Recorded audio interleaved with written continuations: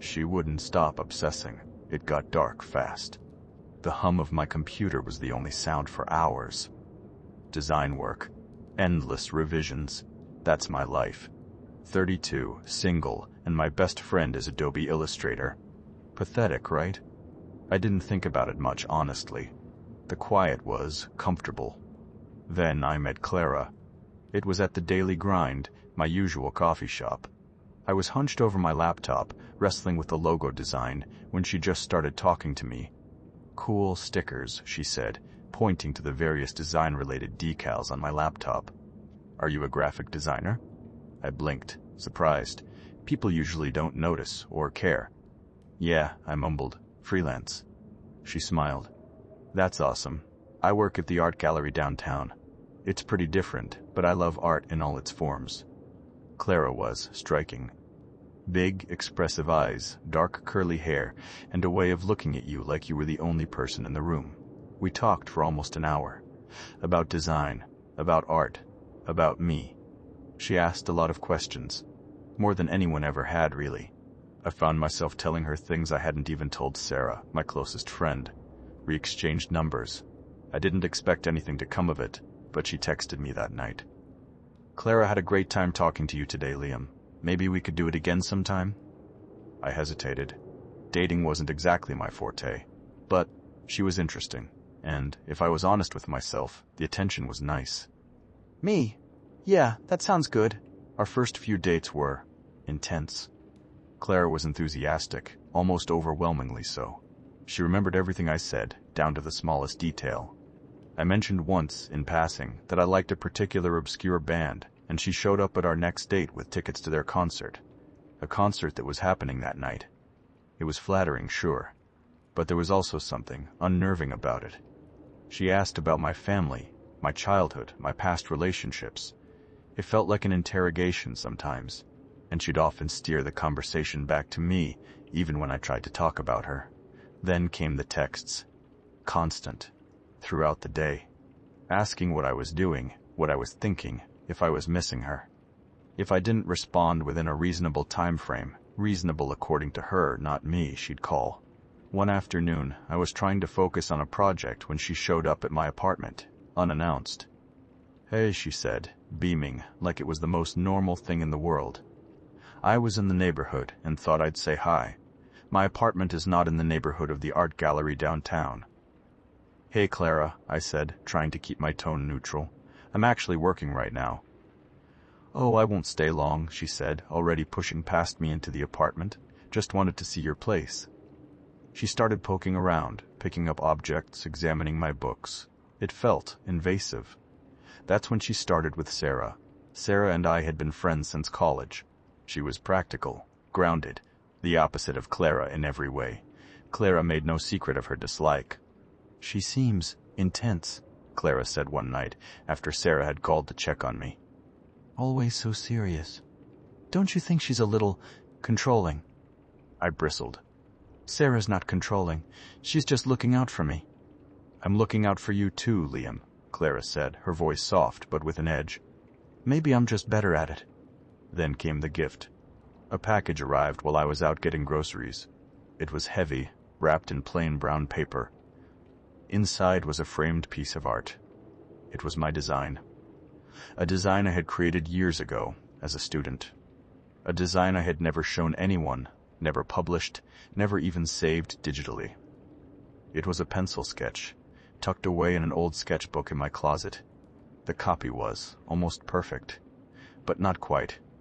There were subtle differences, things I would have changed if I had ever finalized the design, things that felt personal. I called Clara, my heart pounding. Where did you get this? I demanded, my voice shaking. Oh, you got it, she said, her voice bright and cheerful. I found it at a flea market. Isn't it amazing? I knew you'd love it. A flea market? I repeated, disbelieving. Clara, this is my design. How could it be at a flea market? Maybe someone found it, she said, her voice becoming defensive.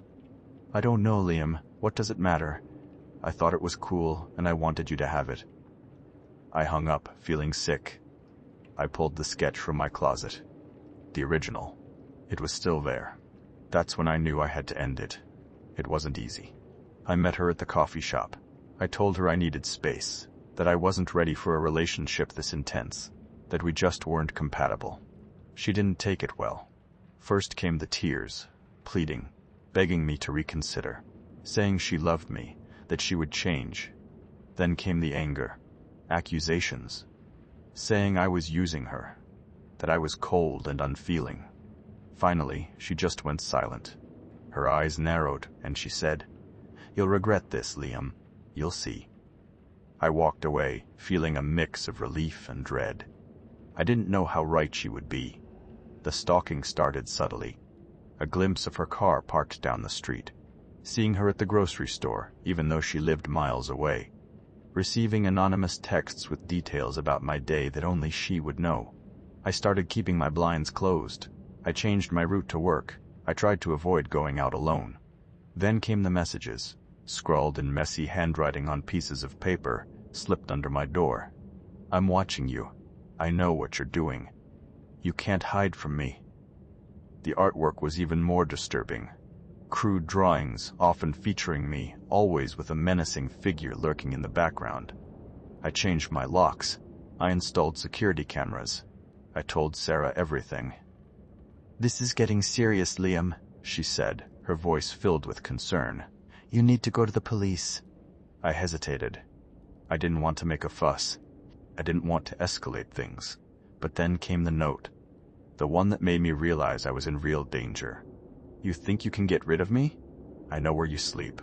I know what you eat. I know who you talk to. You're mine, Liam. And no one can have you but me." That's when I called the police. Detective Miller was a weary-looking man with tired eyes. He listened to my story, took notes, and looked at the evidence. "We'll do what we can, Mr. Walker," he said, "but restraining orders are just pieces of paper. If she's determined, there's not much we can do to stop her." He was right. A week later, I came home to find my apartment door ajar. I crept inside, my heart pounding. The place was trashed. Furniture overturned, drawers pulled out, papers scattered everywhere. And then I saw her. Clara was standing in my living room, rummaging through my desk. She turned around when she heard me, her eyes wide with panic. "Liam," she said, her voice trembling. I can explain." "Get out of my apartment," I said, my voice shaking with rage. "I just wanted to see you," she said, taking a step towards me. "I miss you so much." "You're insane," I said, backing away. Her face twisted with anger. "No, you're insane. You're the one who rejected me. You're the one who doesn't appreciate me." She lunged at me. I grabbed her wrists, trying to push her away. She started screaming, thrashing, kicking. I managed to wrestle her to the ground and pin her arms. I fumbled for my phone and dialed 911. The police came quickly. They took Clara away in handcuffs. I pressed charges. I got a restraining order. I felt a sense of relief, but it was short-lived. Clara was released on bail. Detective Miller warned me. "She's not going to stop, Mr. Walker. You need to be careful." I installed even more security measures. Steel bars on my windows. A reinforced door. Motion sensors. I stayed with Sarah for a few nights. But I couldn't hide forever. I had to go back to my apartment, to my work, to my life. I started noticing things. A figure across the street from the coffee shop, always just out of focus. A car that seemed to be following me. A sense of being watched. Then I discovered the loophole. The restraining order prohibited Clara from being within 100 feet of my apartment. But it didn't say anything about other locations. I saw her one day, across the street from the coffee shop. She was staring directly at me, a faint smile on her face. I felt a chill run down my spine. I decided to learn more about her. I tracked down David, a former coworker of Clara's at the art gallery. He was hesitant to talk at first, but when I told him what was happening, he agreed to meet me. "Clara, she has a history," he said, his voice low. "She gets fixated on people. It happened at the gallery a few times. She'd become obsessed with someone, shower them with attention, and then, when they didn't reciprocate, she'd turn nasty."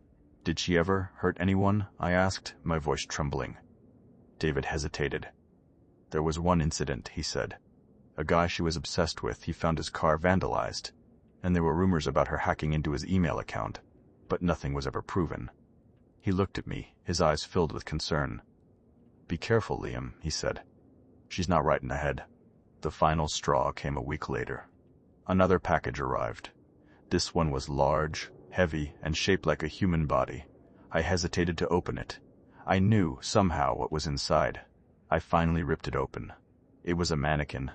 A life-sized, disturbingly realistic mannequin. It was dressed in my clothes. The clothes I had been wearing the day I met Clara. And the face was a perfect replica of my own. I called the police again. They came, took pictures, and shook their heads. "There's not much we can do, Mr. Walker," Detective Miller said. "It's creepy, but it's not illegal." That night, the power went out. The entire neighborhood plunged into darkness.